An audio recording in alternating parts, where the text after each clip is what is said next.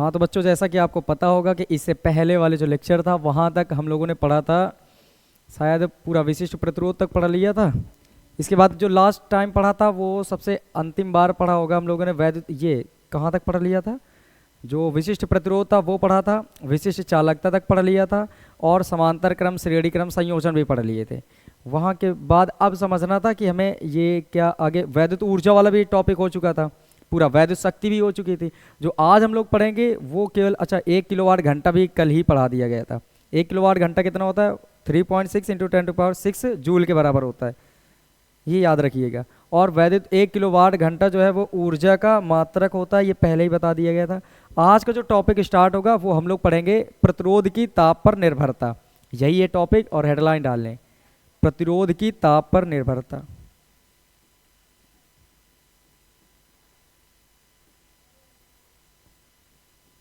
प्रतिरोध की ताप पर निर्भरता।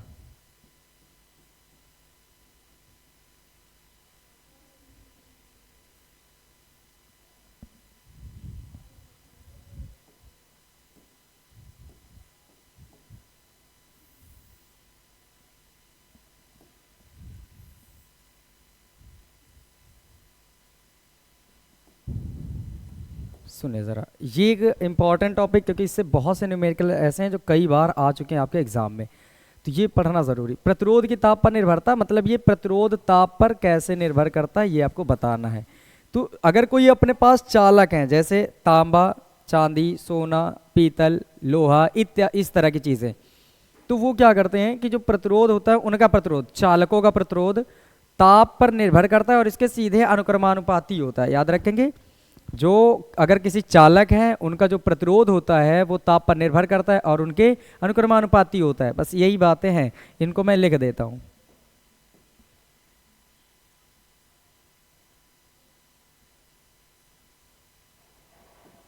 किसी चालक का प्रतिरोध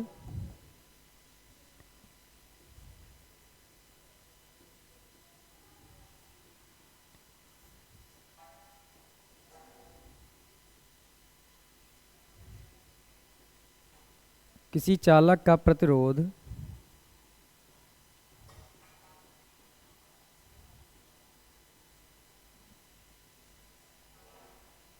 चालक के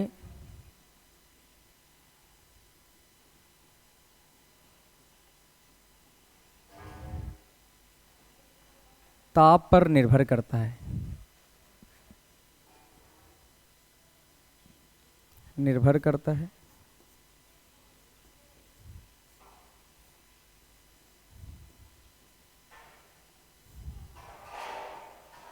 और इसके अनुक्रमानुपाती होता है।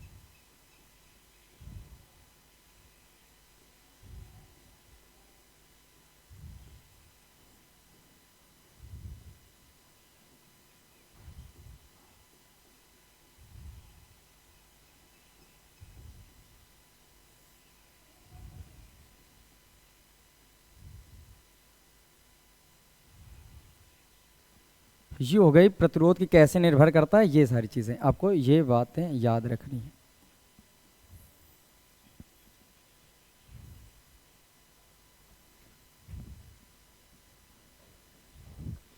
जो किसी चालक का प्रतिरोध होता है वो चालक के ताप पर निर्भर करता है और इसके क्या होता है, अनुक्रमानुपाती होता है। ये बातें याद रखेंगे।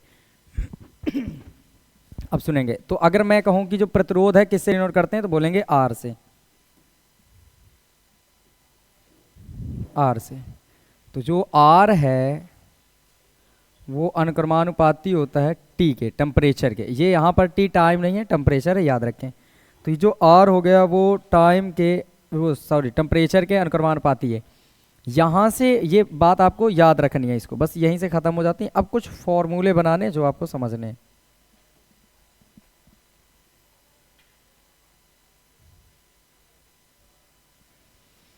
ठीक है, अब इसके बाद हमें ये पढ़ना है कि कैसे निर्भर करता है और एक फॉर्मूला क्या होता है। एक प्रतिरोध ताप गुणांक होता है, उसके बारे में थोड़ा सा पहले जानकारी पा जाएं आप। प्रतिरोध ताप गुणांक,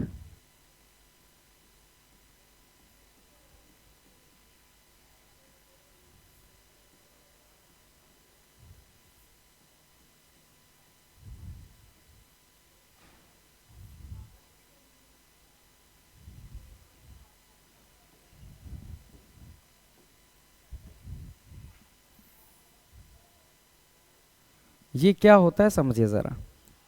ये प्रतिरोध ताप गुणांक को हम अल्फा से डिनोट करते हैं। ये एक मोस्टली ऐसे बताता है कि अगर किसी चालक है, कोई चालक है, उसके तार का जो टेम्परेचर उसको 1 डिग्री सेंटीग्रेड बदल दो तो उसके प्रतिरोध में क्या परिवर्तन आता है, उसी का नाम होता है प्रतिरोध ताप गुणांक। समझ गए? मतलब प्रतिरोध ताप गुणांक हमें केवल ये बताता है कि अगर 1 डिग्री सेंटीग्रेड या कह सकते हो ताप में अंतर करने पर, ताप बदलने पर प्रतिरोध कैसे कैसे बदलता है, उसकी जो जानकारी देता है उसी का नाम होता है प्रतिरोध ताप गुणांक। ठीक है, तो मैं इसे शॉर्ट में लिख देता हूं समझने के लिए। यह हमें यह बताता है कि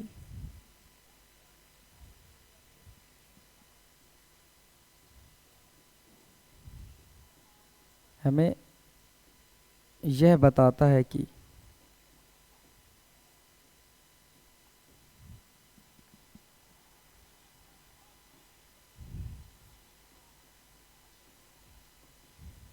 किसी चालक का ताप परिवर्तन करने पर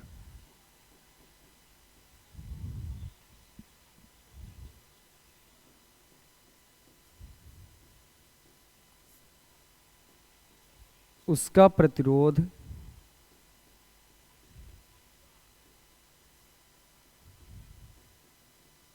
कैसे परिवर्तित होता है।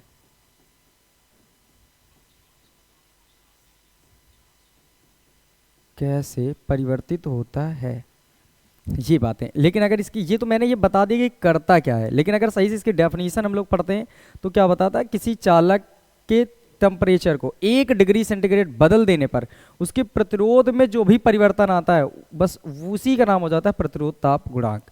तो ये चीजें, अब अगर बात करें किससे डिनोट करते हैं तो इसे अल्फा से प्रदर्शित करते हैं। इसे अल्फा से दर्शाते हैं।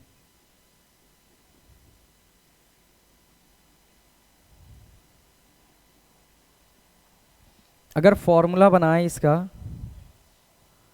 तो अल्फा बराबर क्या बनता है समझिए जरा।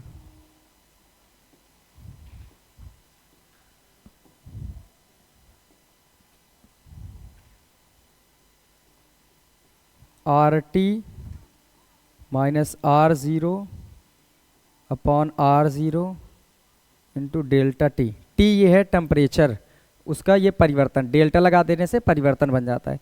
चाहो तो इस टी को केवल देखो इसको, अच्छा इसमें यहाँ पर मैं कैपिटल टी बना देता हूँ तो थोड़ा सा बदलाव समझ में आ जाए। अगर यहाँ कैपिटल टी है मतलब केवल टेम्परेचर, कोई ये कोई ताप है। अगर मैं केवल स्मॉल टी बना दूं अगर, तो अब आप समझ लीजिएगा स्मॉल टी का मतलब है टेम्परेचर में परिवर्तन। ये कोई टेम्परेचर है और स्मॉल टी है टेम्परेचर में परिवर्तन, तो ये बेसिक से ऐसे बन जाता है। अब ये है फॉर्मूला, इसको याद रखिएगा, बहुत काम का है ये बन के तैयार हुआ। ठीक, अब इस चीज़ को आपको समझना होगा।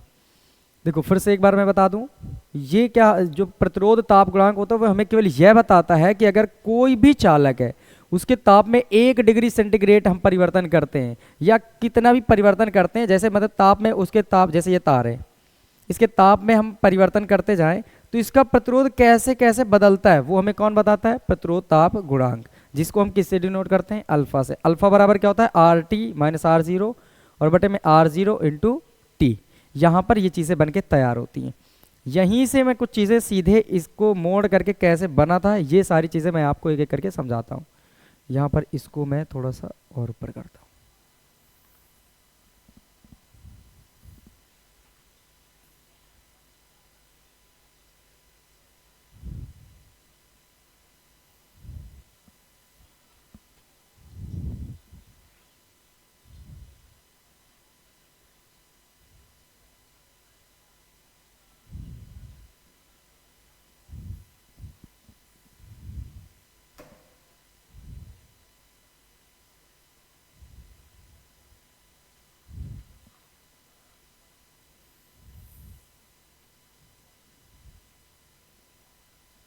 ठीक, सुनो ज़रा, अब यहाँ से मैं एक फॉर्मूला लिख रहा हूँ, उसी के आधार पर ये सारी चीज़ें बनी हैं और मैं एक एक करके समझा देता हूँ।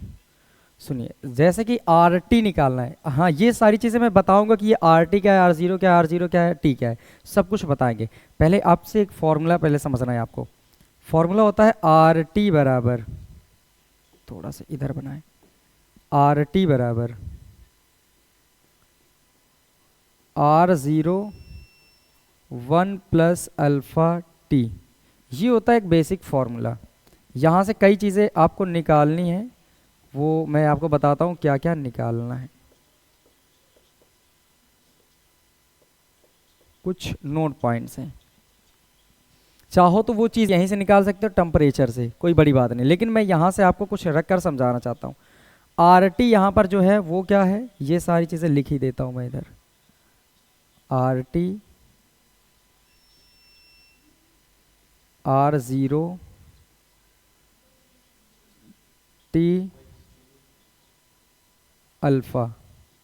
जो आर टी है वो अपने पास होता है अज्ञात ताप पर प्रतिरोध, अज्ञात ताप पर प्रतिरोध। आर ज़ीरो होता है 0 डिग्री सेंटीग्रेड ताप पर प्रतिरोध।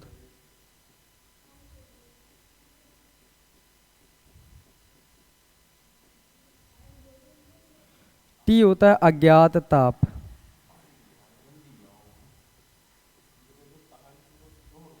अल्फा को क्या कहते हैं हम लोग, प्रतिरोध ताप गुणांक।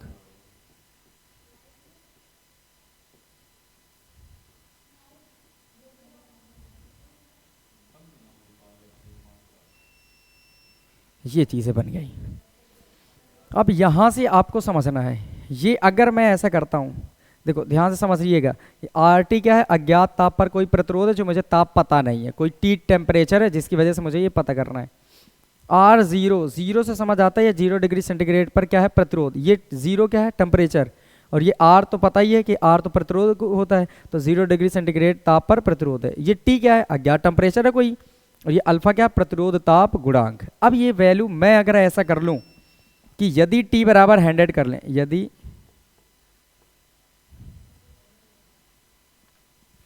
यदि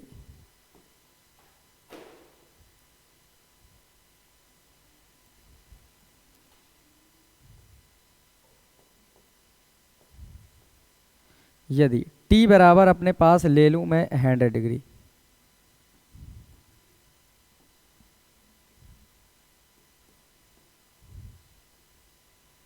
चलो अब रखो वैल्यू, तो बताओ ये क्या बनेगा, समझो ज़रा, ये बनेगा R100, क्योंकि टी का मान कितना लिया आपने 100, तो ये आर टी तो R100, आर ज़ीरो सेम रहेगा, और ये 1 प्लस अल्फ़ा टी की वैल्यू हो जाएगी 100, ये बन जाएगा। और मैं तो ये कहता हूँ अगर आपको समझ आए तो यहीं से बड़ा बेहतर है समझना, लेकिन फिर भी मैं ये भी बता देता हूँ कि कुछ लोग यहीं से समझा देते हैं और मैं यहीं से समझा सकता हूँ, दोनों जगह से आप समझ सकते हैं। देखिए ये जो वैल्यू है, ये इस फॉर्मूले को याद रखो और इसको भी याद रखो। इससे इससे बनाना बड़ा आसान है, अगर मैं यहाँ रखूँ तब भी आसान होगा, इससे रखेंगे तब भी सही है। देखो ये आर टी है, ये R100 है, अभी मैं समझाता हूँ, दोनों से आ जाता है। ये R0 को गुणा 1 में करोगे तो R0 आ जाएगा, प्लस R0 के इसमें करेंगे तो R0 अल्फा और गुणे में 100। अगर ये सोचो R0 प्लस का इधर आएगा तो माइनस का हो जाएगा, तो देखिए ज़रा अब क्या बनेगा।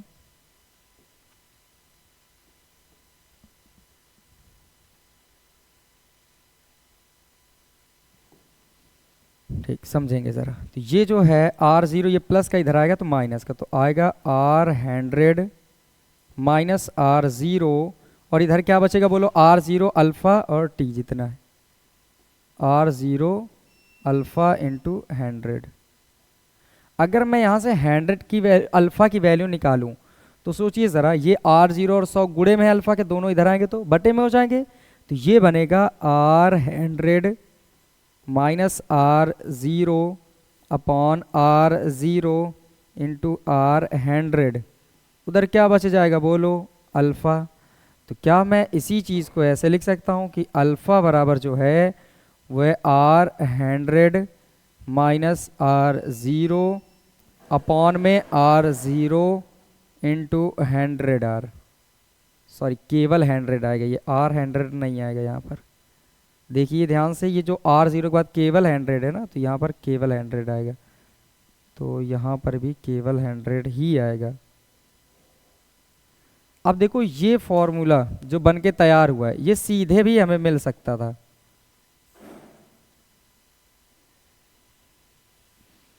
ठीक, समझिए ज़रा, अगर मैं ऐसा करता कि ये वैल्यू जो ऐसे बनाए फॉर्मूला, अगर ऐसे ना बनाते, यहाँ से समझो ज़रा, केवल आपको टी की वैल्यू कितनी लेनी थी 100 डिग्री सेंटीग्रेड, तो जहाँ जहाँ टी वहाँ 100 रखते, तो बताओ क्या बनता, अल्फ़ा बराबर आर टी के मतलब R100 बनता, R0 अपनी जगह में, R0 अपनी जगह में, टी की जगह में 100, देखो बन के आ जाता कि नहीं आ जाता सेम। तो आप चाहो तो इधर से इससे रख सकते हो या फिर इस फॉर्मूले का यूज़ कर सकते हो। अब यहीं से अगर मैं आपसे पूछो टी निकालना है, तो ये टी बटे में इधर जाएगा तो गुणे में हो जाएगा, तो अल्फा इधर आ जाएगा, है ना, कन्वर्ट कर सकते हैं इसी फॉर्मूले से। बस ये था यहाँ पर चीज़ें। अब मैं आपको कुछ चीज़ें बताता हूँ, इससे जुड़ा था ये, इस वजह से इसको बताया। अब मैं ये बताता हूँ, चालकों के अलावा अगर आपके पास अर्धचालक है या फिर कुचालक है, उनमें प्रतिरोध का क्या अंतर होता है। तो इस चीज़ को ज़रा नोट पॉइंट कर लेना, इसको मैं थोड़ा सा खिसकाता हूँ,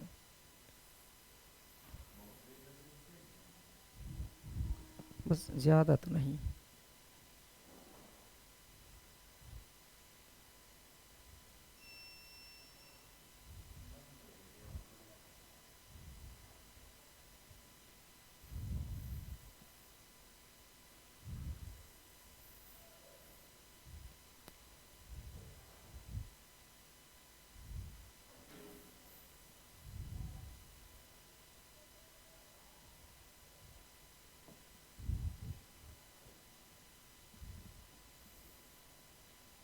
ठीक, समझिए ज़रा, अगर मैं कहूँ कि चालकों के अलावा जो अर्धचालक और कुचालक होते हैं उनमें ताप का क्या प्रभाव पड़ता है, तो आपको बताना है कि चालकों के अलावा जो अर्धचालक होते हैं और कुचालक होते हैं, इनमें ताप बढ़ने के साथ साथ इनका प्रतिरोध घटता है।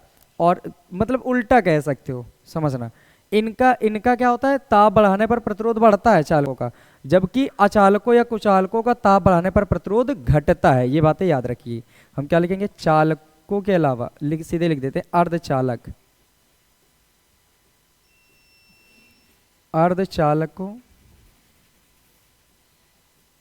या कुचालकों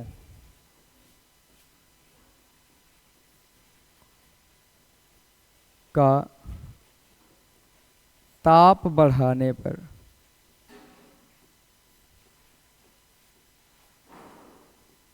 प्रतिरोध घटता है।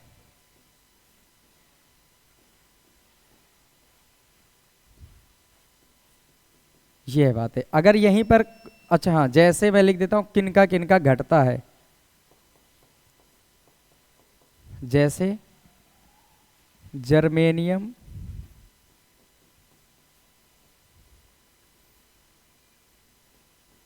सिलिकॉन,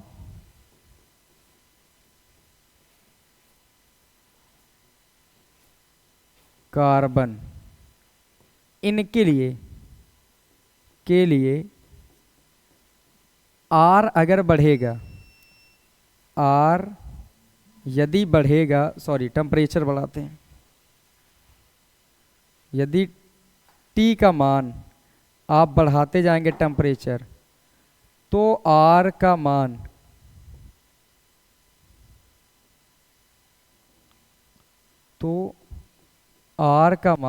घटता जाएगा।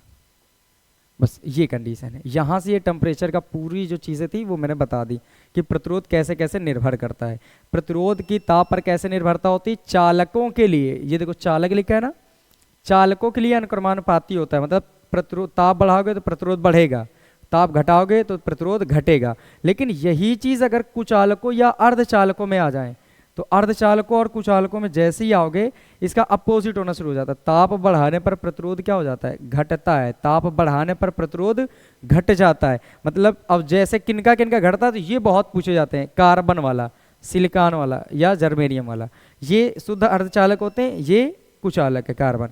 तो अगर इनका टेम्परेचर बढ़ाओगे तो इनका प्रतिरोध क्या हो जाएगा, घटेगा। बस यहाँ से ये कंप्लीट होता है। फिर इसके बाद अब हम लोग कुछ नोट्स पॉइंट हैं वो अलग अलग करके पढ़ लेते हैं, ठीक है।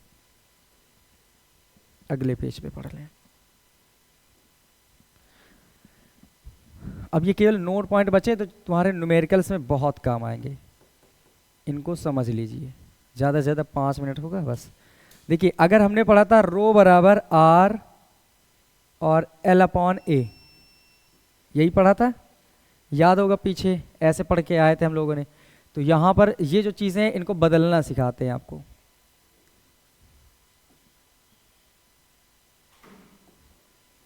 इनको बदलना मैं यहाँ सिखाता हूँ, सुनो। अगर मैं पूछूं रो बराबर क्या होता है, आर एल अपॉन ए, ये बन के तैयार। अब अगर आपसे ये पूछूं कि दो हैं, मान लो कि दो चालक तार हैं, दो चालक तारों के लिए, दो चालक तार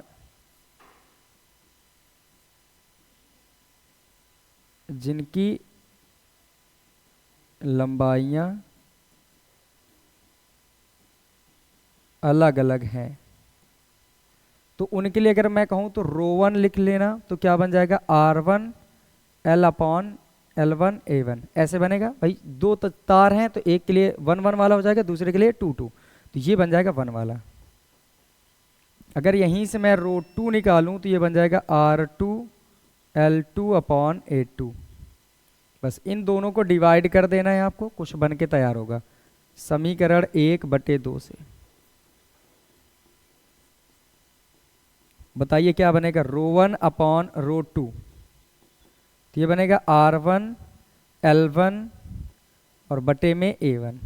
देखिए रो वन वाली चीज़ ऊपर है, R one L one A one ऊपर, बटे की लाइन, ये वाली चीज़ नीचे, तो R two L two A two, R two L two A to.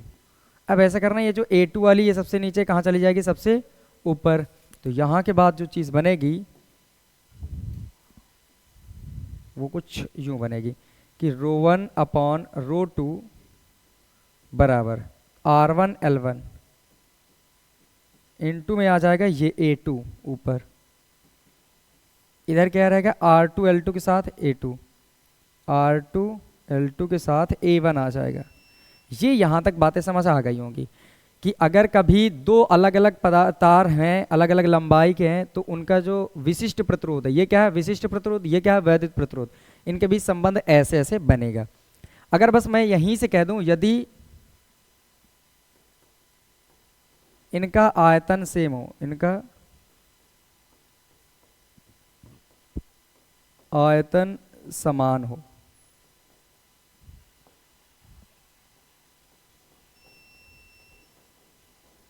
अगर आयतन समान हो तो आयतन का मतलब V1 बराबर V2, पर यहाँ पर ये विभवांतर नहीं वॉल्यूम है।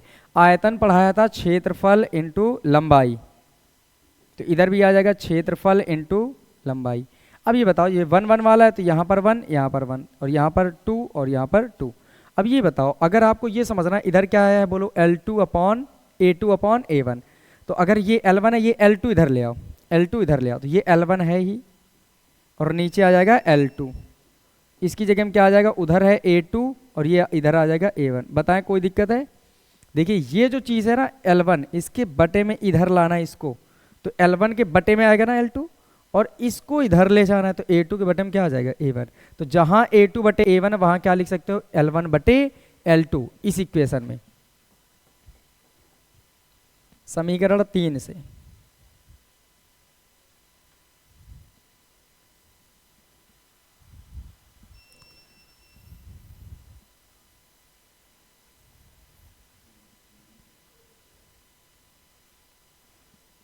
सुनिए जरा समीकरण 3 से,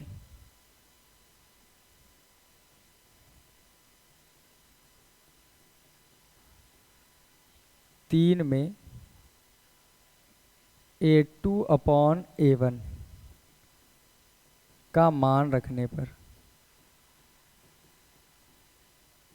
चलो रखते हैं यहाँ पर, तो क्या बनेगा बताओ, rho one upon rho two equal R1 upon R2। देखो ये R1 R2 दिख रहा है, इसको अलग कर लिया गया, L1 अपॉन L2, ये अलग कर लिया गया, ये L1 अपॉन L2। अब A2 बटे A1 ये नजर आ रहा है, देखो दिख रहा है ना, A2 बटे A1, इसकी जगह में क्या लिख सकते हो बोलो, L1 अपॉन L2। तो यहाँ पर आ जाएगा L1 अपॉन L2, तो ये बनेगा रो 1 upon rho 2 equal R1 upon R2 गुणे में, देखो L1 L1 मिलकर क्या बनाएगा, L1 का स्क्वायर, L2 L2 मिलकर बना देगा L2 का स्क्वायर। तो इसको लिख सकते हैं L1 बटे L2 का होल ऑफ स्क्वायर, ये बन गया।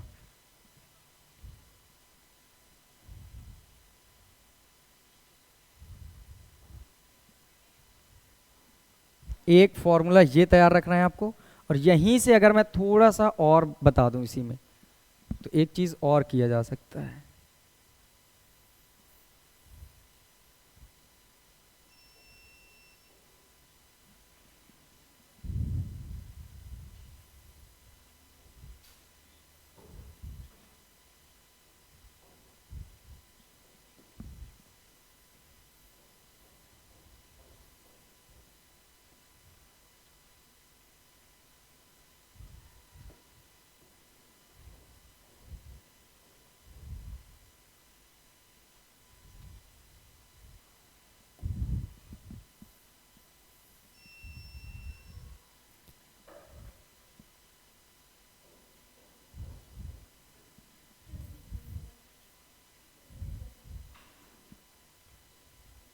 ठीक है, अब यहां से मैं अगर लिख दूं कि यदि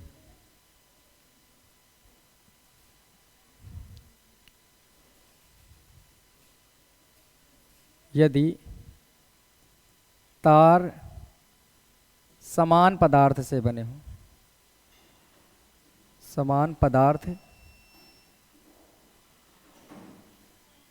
से बने हो, अगर समझो, अगर मैंने कहा तार जो है समान पदार्थ से बने हो, तो इसमें एक कंडीशन लागू होती। जब मैंने कहा था जो अगर तार समान होंगे ना, तो विशिष्ट प्रतिरोध हमेशा सेम होगा, क्योंकि जो विशिष्ट प्रतिरोध होता है ये किसी पदार्थ का गुण होता है, ना कि लंबाई अलग अलग लंबाई के। तो ये पूरे पदार्थ का गुण होता है, तो विशिष्ट प्रतिरोध हमेशा सेम होगा, ये बात याद रखिएगा।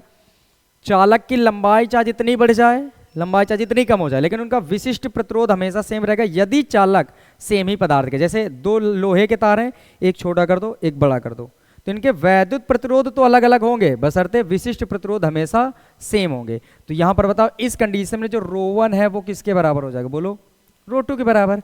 तो यहां पर इससे इससे लिखो, इस वाली कंडीशन से, इसका नाम दे देते हैं इक्वेशन नंबर 4, समीकरण 4 से, समीकरण 4 से बोलो। यहां रो 1 की जगह में रो 1 रहने दो, रो 2 की जगह में क्या लिख सकते हो, फिर से रो 1 लिख सकते हैं, बराबर इधर क्या है R1 अपॉन R2 और इंटू L1 अपॉन L2 का होल स्क्वायर। तो बताओ ये से ये पूरा खत्म हो जाएगा एक बार में, तो ये आ गया 1, और इधर क्या आया R1 बटे R2, इधर आ जाएगा L1 बटे L2 का होल ऑफ स्क्वायर। अब बताओ ये बटे में R2 इधर आ गया तो गुणे में, और ये चीज़ गुणे में इधर आ गई तो बटे में, तो ये बन जाएगा अपने पास R2 अपॉन R1 का, R1 बराबर में आ जाएगा इधर L1 अपॉन L2 का होल ऑफ स्क्वायर। यहीं से वैल्यू आप चेंज भी कर सकते हो, देखो या तो ये सही है, या तो इसके अलावा एक और काम आप कर सकते हैं।